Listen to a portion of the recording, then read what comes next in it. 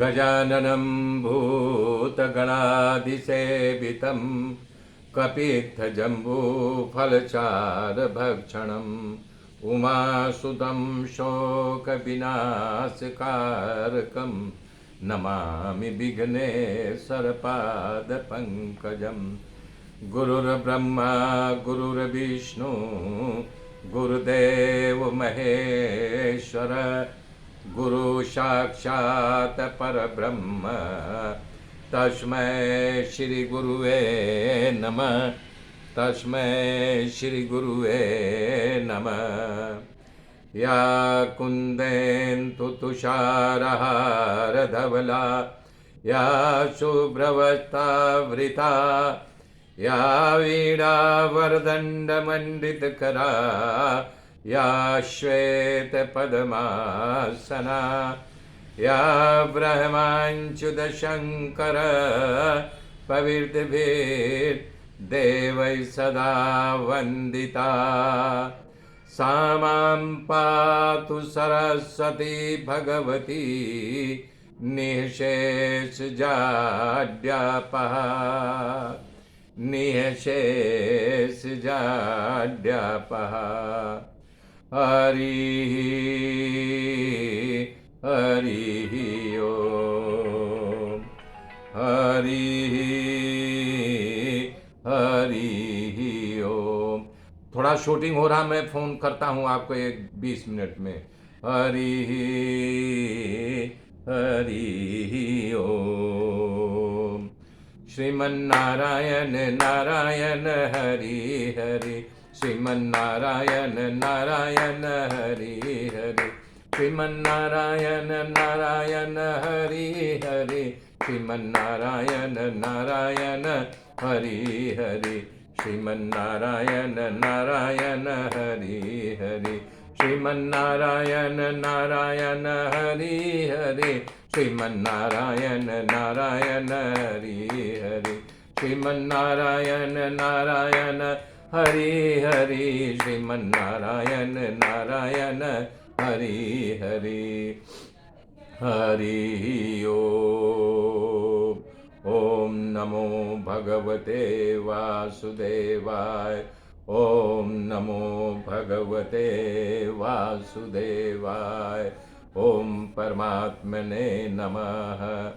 मेरे मित्रों, कल मैंने बताया था कि ध्रुव के लिए स्वर्ग से विमान आता है। गंगा के किनारे ध्यान मग्न बैठे थे। पार्षद आते हैं, नंद और सुनंद। बोलते हैं, प्रभु आपको तो भगवान 5 साल की आयु में ही दर्शन दे दिए थे, लेकिन आपको बैकुंठ ले जाने के लिए हम लोगों ने स्वर्ग से विमान लेके आए, चलिए। तब ध्रुव जो है उस विमान का परिक्रमा करते हैं। वो विमान थोड़ा ऊंचा रहता, चढ़ नहीं पाते। वहाँ मृत्यु खड़ी रहती है। उसको बुलाते हैं, तुम जरा यहाँ झुको, तुम पर चढ़ करके मैं जो है इस विमान में बैठूंगा।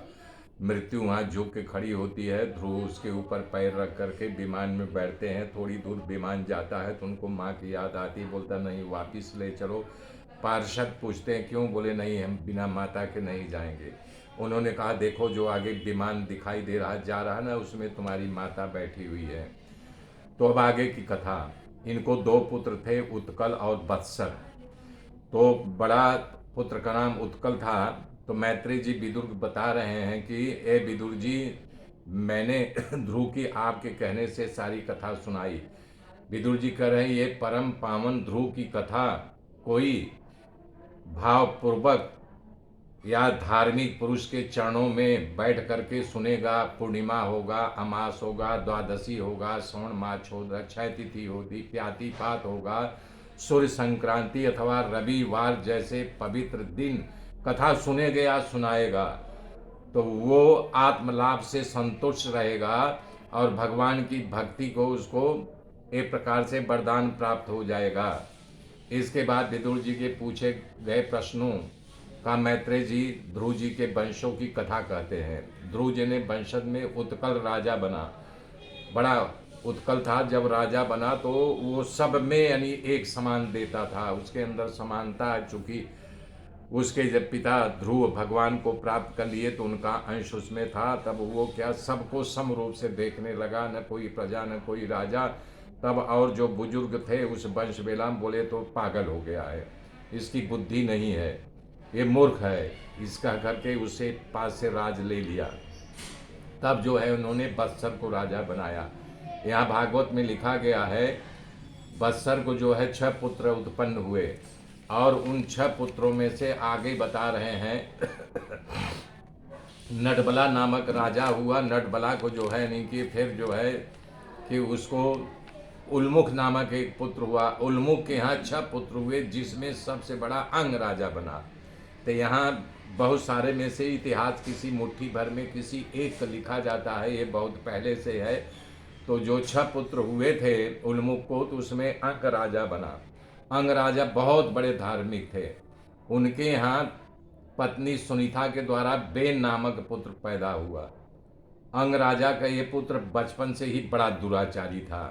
भागवत में लिखा है बेन जो है मृग का शिकार करने जाता और मृगों को मारता, अगर मनुष्य भी मिल जाता तो उसको भी मार डालता।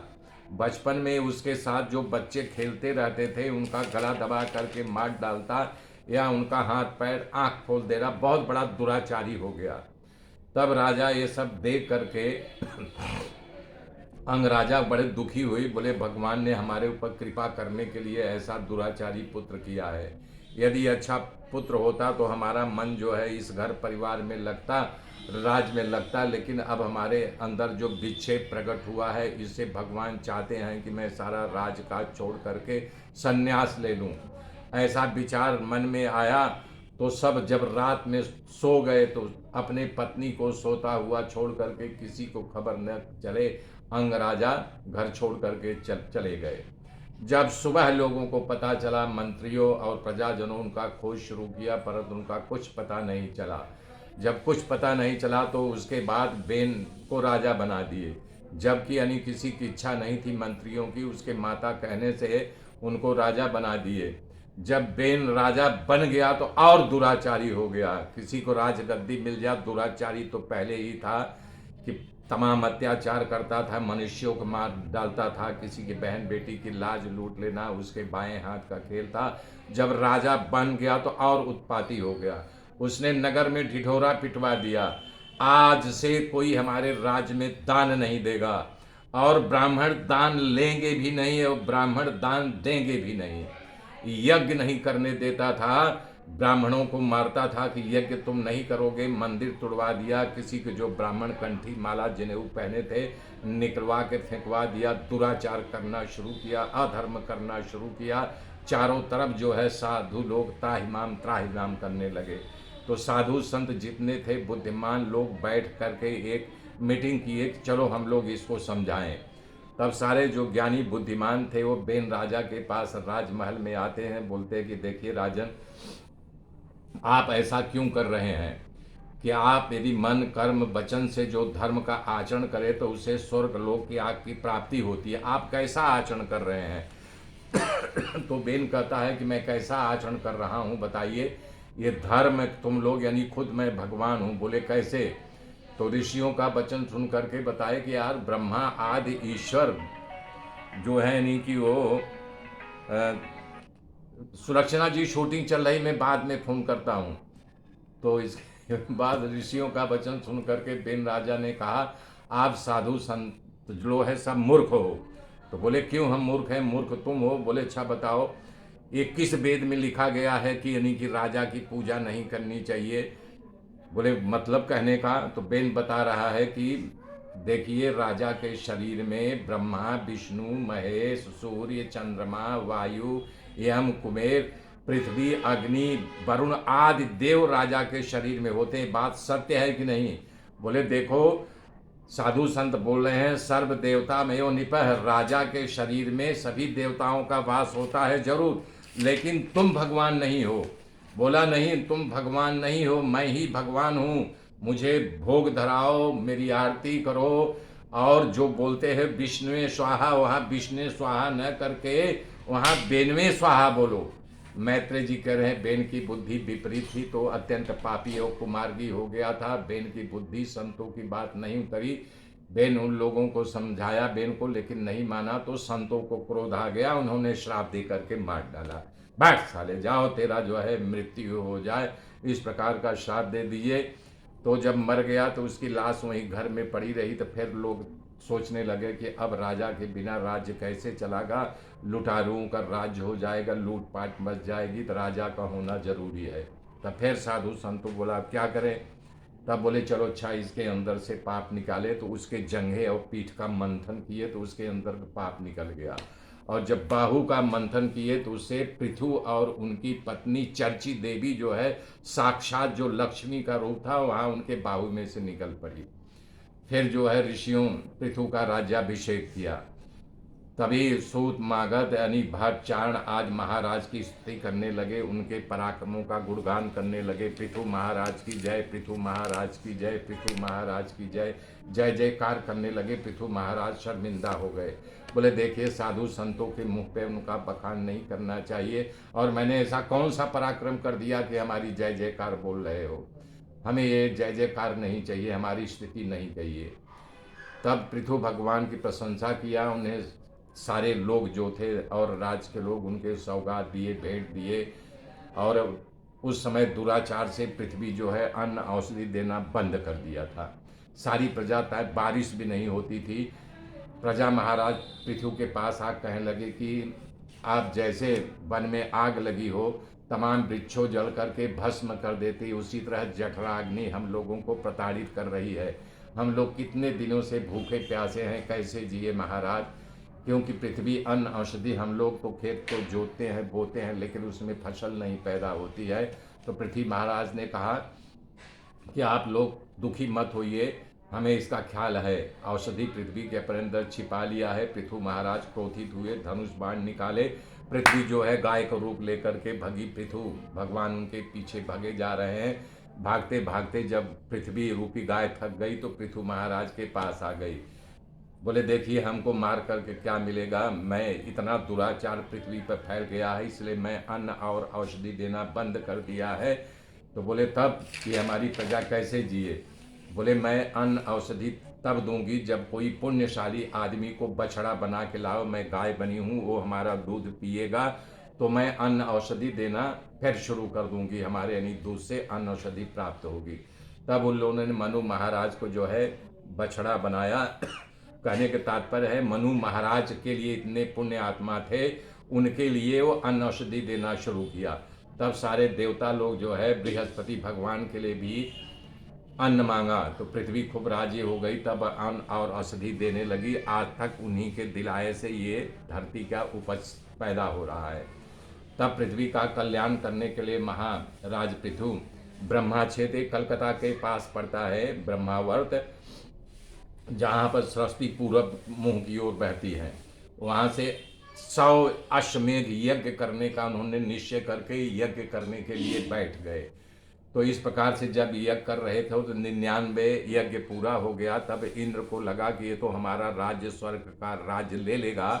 इसलिए जो यज्ञ का घोड़ा था और अत्रि मुनि जो है यानी कि वो यज्ञ करा रहे थे, वो आया और घोड़ा लेके जाने लगा। और इनकी अत्रि मुनि की निगाह पड़ गई। अरे बोले हो देखो, विजितास मतलब इनका लड़का था। बोले देखो वो इंद्र जो है ये घोड़े को लेके जा रहा है। तो विजितास भगा, क्योंकि पृथु महाराज जो है नहीं यज्ञ में बैठे थे, यज्ञ को छोड़ के नहीं उठना चाहिए। तब वो गए, इंद्र से घोड़ा लेकर के आए। मार तो डालते, लेकिन वो जनेऊ धारण किया था, जटाजूट रखा था, तो साधु संत के भेज पाए, इसलिए विजितास मारे नहीं, घोड़ा लेके आ गए। फिर यज्ञ शुरू हुआ। इंद्र अपने माया से फिर दिन को रात कर दिया और फिर घोड़ा चुरा करके भागने लगा। अत्रि महाराज ने फिर देख लिया, बोला कि विजितास देखो फिर वो घोड़ा लेके जा रहा है, इंद्र पकड़ो, तुम जाओ और उसे मारो। विजितास फिर आकाश मार्ग से गए।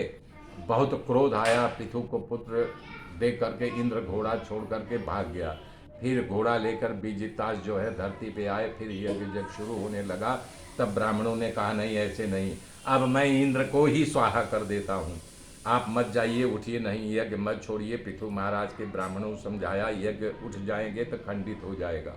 बोले ऐसा, बोले हाँ। तब वो मंत्र पढ़ना शुरू किए, लेकिन जैसे इंद्रवे स्वाहा बोलने की तैयारी किए, ब्रह्मा जी आ गए। बोले नहीं ब्राह्मणों ऐसा मत करो, इंद्र को मत मारो। उसका कारण है कि ये आप 99 यज्ञ कर दिए हैं, 100 यज्ञ पूरा हो जाएगा तो इंद्र को डर है कि हमारा जो है स्वर्ग का सिंहासन ले लेगा, तुम्हें क्या चाहिए मैं देने के लिए तैयार हूँ, लेकिन तुम जो है ये 100वां यज्ञ न करो। मेरे मित्रों, आगे की गाथा कर करूँगा। जय श्री राम, जय श्री राम, जय श्री राम।